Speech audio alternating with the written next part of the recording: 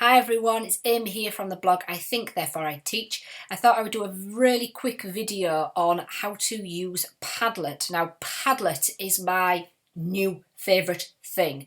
It has absolutely saved my bacon during lockdown lessons. Padlet is a free site that you can use that students in real time can interact with it, so you can create discussions, you can create storyboards, you can do timelines, you can do so much with it. So I just want to do a quick video just to explain how straightforward it is to set them up, to share it with the students, and then to download them afterwards. So I'll make myself smaller so that I can share my screen with you. That should do. Okay, once you are onto Padlet, once you've logged in, signed in, etc., your screen will be blank. You won't have any stored Padlets here. Obviously, these are my ongoing Padlets that I'm currently using. All you do is you go up to Make a Padlet, and you get this option. Now, I've only ever tried wall myself. However, I would like to have a go at trying some of these other options as well. But the wall kind of covers everything that you need for the basics. So all you do is you press select and this happens, and you probably think, oh my goodness, that is hideous. Or certainly I would. So you go into the top corner up here and you press on the bolt, and then you can change it. So you can add your title. So let's add a title.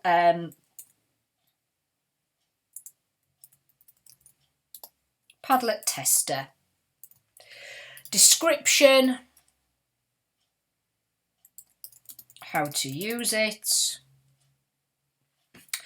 You then have lots of different options. The one we want to look at is the wallpaper. So you click on the wallpaper. I like using their pictures, but you can add your own different things as well. I like their pictures because they have lots of options. So you pick whichever background you want. So the one I've just used, just create for my criminology class, is that one, Nori. That one's quite a good one. So we'll stick with that for now.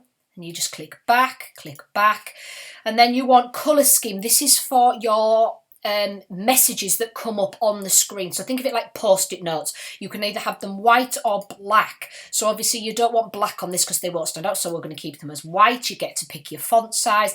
I also like these things. So because of how I use them, I often post questions and get the students to comment. You need to click the comments so that people can actually comment underneath. I also like students to react to the post. So if you go on to reactions, they can react to each other's posts or they can react to your post. So I always do the like.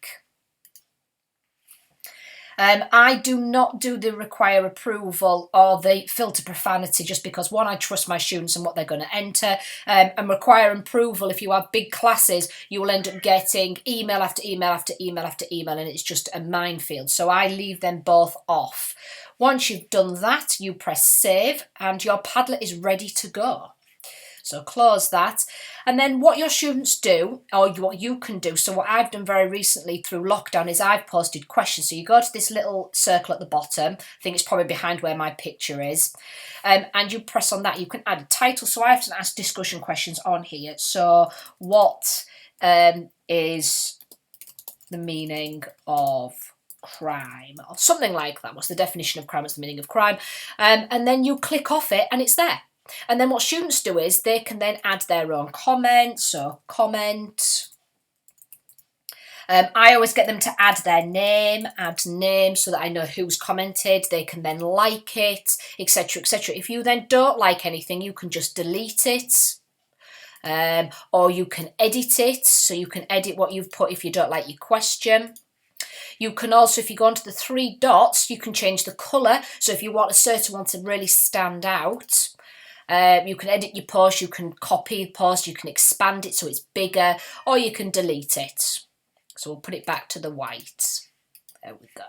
So that's it. That's how you create a Padlet board. That's how you add different things. Students can just get the screen looks exactly the same for the students, so they can then add using the plus sign behind my video, and they can add their own. So you get a full notice board of different thoughts and comments. You can also upload, when you add a comment, you can upload a file. So you can add files, you can add links, you can add Google, you can add photos, so I've got the students to do one recently where they've uploaded photos of their revision posters. I've also used this for research activities where I've given a different Padlet board to each group and they've created a Padlet board of research. So there are boundless, endless things you can do with Padlet boards. You could also post an essay question that they answer it underneath. I've done ones where I've got them to do which argument are they more convinced by and put their views underneath. So you really could do anything with this, but the thing why it's fantastic, not only is it free, but you can do this in real time. So you can see the students as they're adding points. So students can add, and if a student adds a point, another student in another home can see it straight away. The final thing, or a couple of final things, you can then remake them. What that means is if you have done loads of questions for a class and you think, oh, I don't have to retype them all up again for a different class, but I want the same questions, you just press remake. Remake, you then add, you know, so how to use it, group 2, for example. You copy the design. I also want to copy their post because I want to copy all the posts as they are. And you press submit. It then makes you another duplicate pod that's exactly the same. The final thing is obviously what you want to do, because you don't want to lose all of that learning and all that amazing information. You go on once again to the 3 dots in that top corner and press export. On export, you can either copy the link if you originally want to share it with the class. So if you want to share it with the class, you can copy the link there. But I always export, save as a PDF.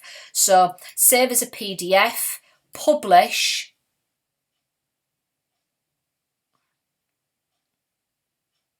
And obviously there's very, very little on our board, but then that's how it's then saved. So you have all the different posts, all the different pictures, all the links still work. And then all you do is you then just save that document, however you would do it, and share it with your class. So their learning is not lost and everything is saved and stored.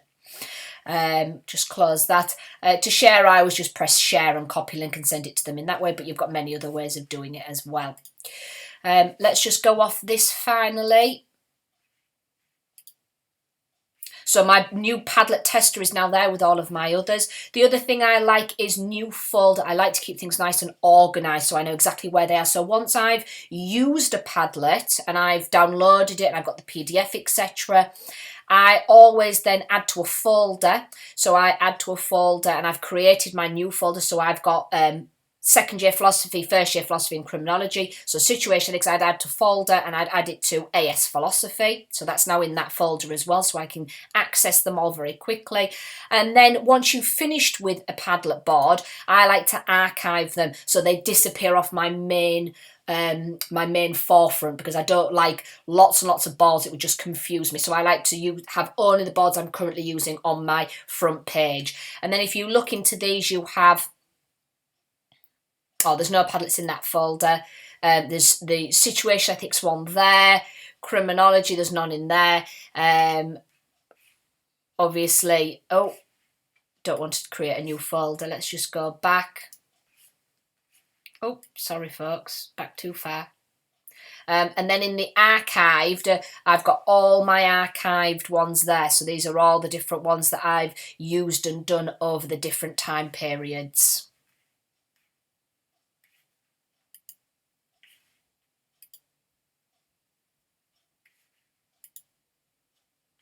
All right, so I hope you found that useful. If you do have any questions or comments, or if you've used Padlet and you have different ways that you've used it and interacted with your students that you found really works, please do get in touch. I am constantly trying to find new ways of using Padlet because I absolutely love it. It is so easy to use, and the students respond really well to it as well. So thanks so much for watching, everybody. Bye for now.